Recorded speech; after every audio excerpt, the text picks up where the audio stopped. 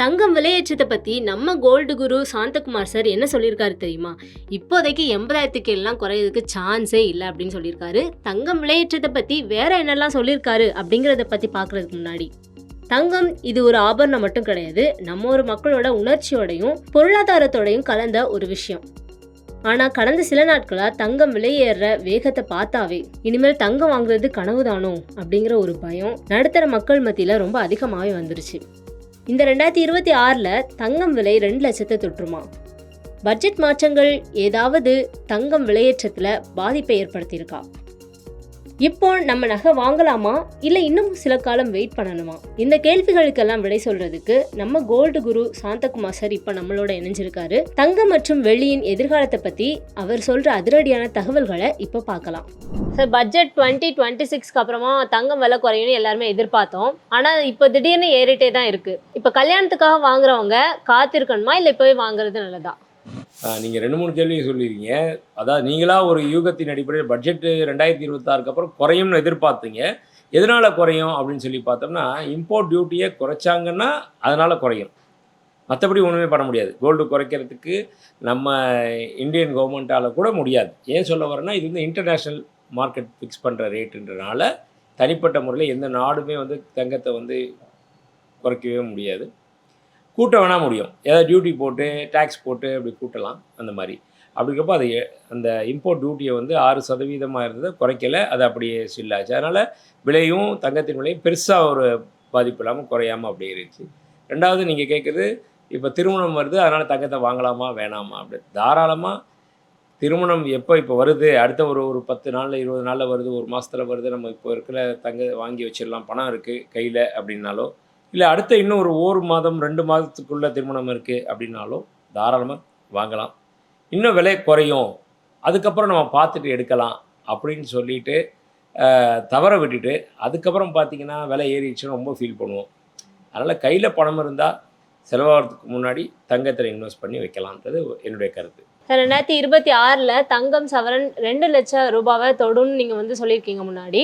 அமெரிக்க அதிபரோட இந்த டேரிஃப் கொள்கை ஒரு பக்கம், இன்னொரு பக்கம் வந்து மத்திய கிழக்கு நாடுகளோட பதற்றம். ஸோ இது எல்லாம் வந்து உயர்வை இன்னும் வேகப்படுத்துமா? அந்த 2 லட்சத்தை தொடுறதை இன்னும் வேகப்படுத்துமா? எந்த பிரச்சனையுமே இல்லாமல் இருக்குன்னா தங்கத்தின் விலை சமச்சீராக நிற்கும். இப்போ பார்த்தீங்கன்னா கடந்த ஒரு 2-3 வாரங்களாக வந்து எந்த பிரச்சனையுமே இல்லைன்னு அர்த்தம். தங்கத்தோட விலை அப்படியே இருந்துகிட்டு இருந்துச்சு. ஆனால் அடுத்தடுத்து வரக்கூடிய காலங்களில் அப்படி இருக்குமா அப்படின்னா அது சொல்ல முடியாது. ஏன் சொல்ல முடியாதுன்னா, பதற்ற நிலை எப்போனா வரலாம். ஈரானுடைய அந்த பிரச்சனைகள், அமெரிக்கா இது. அதுக்கு அடுத்தது பார்த்திங்கன்னா, அமெரிக்க அதிபர் ட்ரம்ப் அவர் வந்து அடிக்கடி ஒவ்வொரு விஷயத்தில் அவருடைய கையிட்டுருக்காரு. அதில் குறிப்பாக சொல்லப்போனால் நேற்றுக்கு கூட ஒரு விஷயம் நடந்திருக்கு.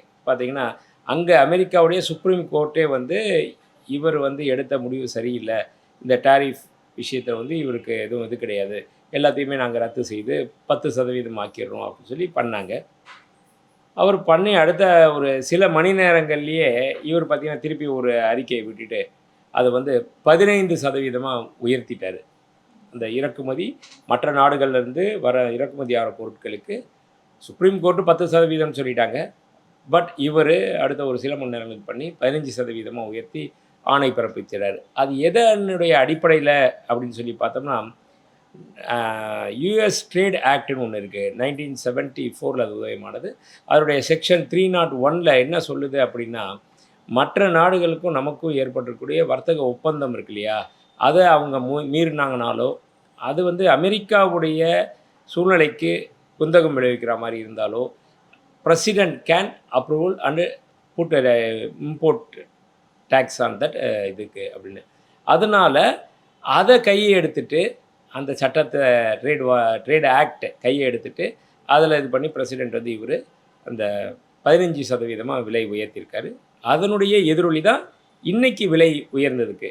அதாவது 1440 ஒரு சவரன் ஒன்றுக்கு திடீர்னு விலை ஏறி இருக்குது அப்படின்றது அதனுடைய விலை எதிரொலி அப்படின்னு சொல்லலாம்.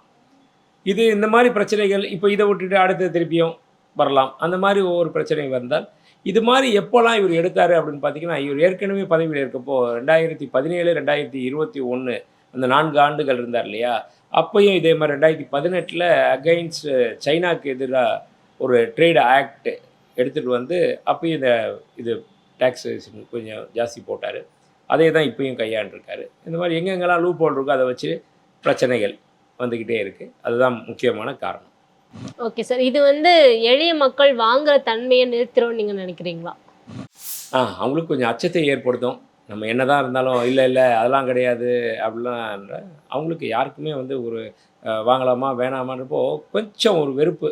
என்னடா அது திடீர்னு இப்படி ஏறிச்சே அப்படின்ற மாதிரி இதுகிட்ட இருக்கிற பணத்தை வேறு ஏதாவது டைவெர்ட் பண்ணிடுவாங்க. இன்வெஸ்ட்மெண்ட் ஆங்கிள்னு பார்த்தோன்னா இதை விட சிறந்த இன்வெஸ்ட்மெண்ட் வேறு எதுவுமே கிடையாது. செலவாகிட்டுவாங்க. ஒரு செல்ஃபோன் வாங்கலான் இருப்பாங்க, ஒரு லேப்டாப் வாங்கலான் இருப்பாங்க, பழசை போட்டு இந்த விலை ஏறுதுன்னு கொஞ்சம் ஒரு டிப்ரெஷன் ஆகிட்டாக்குன்னு மாற்றிடலாம். அந்த மாதிரி போகுமே தவிர, ஆனால் நம்மளுடைய அட்வைஸ் என்னென்னா, முடிஞ்ச அளவுக்கு உங்களுடைய செலவுகளை சுருக்கி தங்கத்தில் இன்வெஸ்ட் பண்ணி வச்சுக்கோங்க. ஃப்யூச்சரில் இன்றைக்கி தெரியாதது இதனுடைய எதிரொலி இன்னும் ஒரு 10 வருஷத்துக்கு அப்புறம் தங்கத்தினுடைய விலை எங்கேயோ இருக்கும். அந்த மாதிரி நேரத்தில் ஒவ்வொரு குண்டு மணியும் பேசும். சார், இப்போ தங்கம், சில்வர், காப்பர் 3 மெட்டல்ஸ் இருக்குது. இப்போ இதில் வந்து முதலீடு பண்ணுறது எப்படி, ப்ளஸ் வந்து எது லாபகரமானது இந்த 3ல் முதலீடு பண்ணுறது, எந்தெந்த ரேஷியோவில் முதலீடு பண்ணலாம், இன்கேஸ் பண்ணணும்னா மினிமம் எவ்வளோ நாள் முதலீடு பண்ணுறது லாபகரமாக இருக்கும்? இப்போ சிம்பிளாக ஒரு விஷயம் சொல்கிறேன். அதிகபட்சம் தங்கம் அப்படின்றது வந்து 1,34,000 ரூபா ஒரு சவரன் வந்துச்சு. இப்போ இருக்கிறது 1,18,880 ரூபாய் இருக்குது. இதில் பார்த்தீங்கன்னா ஒரு 10% வச்சா கூட இல்லை, 8% தான் விலை உயர்ந்தாலும் அந்த பழைய விலைக்கு வந்துடும். ஆனால் சில்வர் இன்றைக்கி ரேட் வந்து 300 ரூபா, ஏற்கனவே வந்த ரேட்டு 425 ரூபா. அப்போது இதனுடைய 30% விலை உயரணும். சான்சஸ் ஆர் தேர் அப்படின்னா, இப்போ கோல்டு பழைய நிலைமையை வரணும்னா வெறும் 8% தான் லாபம் கிடைக்கும். சில்வர் அந்த விலையை வரணும்னா 30% லாபம் கிடைக்கும். உங்களுக்கு 8% லாபம் வேணுமா, 30% லாபம் வேணுமா அப்படின்றத நம்ம தான் முடிவு பண்ணிக்கணும். இன்னொரு விஷயம் என்னென்னா, சேஃபானது ப்ளஸ்ஸு ஈஸியாக லிக்விடிட்டி பண்ணக்கூடியது அப்படின்றப்போ நம்பர் 1 பிளேஸ் கோல்டுக்கு, நம்பர் 2 அப்படின்றது சில்வருக்கு, நம்பர் 3ன்றது அந்த இடத்துல எதுவுமே கிடையாது. ஏன்னா காப்பர் இதோட நீங்கள் போட்டி வர முடியாது. காப்பர்ன்றது வந்து ஆபரணம் கிடையாது. அது வந்து தொழிற்சாலை பயன்பாட்டுக்காக இருக்கே தவிர, அதில் நீங்கள் முதலீடு பண்ணி நான் கிலோவாக வாங்கி வைக்கிறேன், அப்புறம் நான் விற்கிறேன் அப்படின்னு சொன்னால் அது சாத்தியப்படாது. என்ன காரணம்னா, அது இப்போ கோல்டுக்கோ வெள்ளிக்கோ வந்து கோல்டு 24 கேரட் ஒன்று, அதை கட் பண்ணி போட்டாச்சுன்னா அது ஸ்கிராப் ரேட்டு, வெள்ளியும் ஸ்கிராப் ரேட்டு அப்படிலாம் கிடையாது.